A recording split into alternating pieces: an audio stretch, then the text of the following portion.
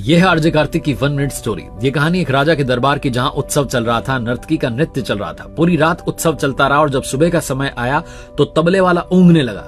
नर्तकी को नाचते नाचते दिखा कि तबले वाले को नींद आ रही है, तो उसको जगाने के लिए नर्तकी ने एक दोहा पढ़ा कि घड़ी गई थोड़ी रही, या में पल पल जाए, एक पलक के कारणे यूं ना कलंक लगाए। तबले वाले की नींद खुल गई, ढंग से तबला बजाने लगा और तभी दौड़कर के युवराज आए। राजा का बेटा जो था राजकुमार, वो आया और आकर के अपना मुकुट नर्तकी को दे दिया। तभी राजकुमारी आई और आकर के जो हार था वो नर्तकी को भेंट कर दिया। राजा को लगा कि मेरे बच्चे इतने महंगे महंगे तोहफे क्यों दे रहे हैं, तो राजा ने कहा कि क्या कर रही हो तुम, सबको लूट रही हो दोहा बोल करके।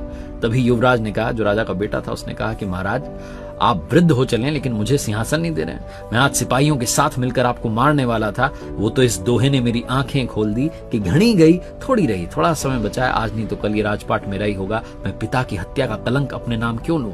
तभी वो बेटी राजकुमारी बोल पड़ी कि पिताजी, मैं महावत के साथ भाग करके शादी करने वाली थी, लेकिन इस दोहे ने मेरी आंख खोल दी कि घड़ी गई थोड़ी रही, कलंक अपने नाम क्यों लूं, आज नहीं तो कल आप मेरी शादी करा ही देंगे। तो राजा ने कहा कि बच्चों, अपने बेटे से कहा सबसे पहले तो तुम ये कुर्सी संभालो, और बेटी से कहा बहुत सारे राज्यों के राजकुमार आए, तुम अपनी पसंद का वर चुन लो। उसके बाद राजा ने भी राजपाट छोड़ दिया और जंगल में चला गया कि थोड़ा ही समय बचा है, भगवान की भक्ति कर लेता हूँ। ये कहानी राजा और नर्तकी की नहीं है, ये कहानी आपकी हमारी है। घड़ी गई थोड़ी रही, थोड़ा समय बचा है, सही इस्तेमाल करना शुरू कीजिए।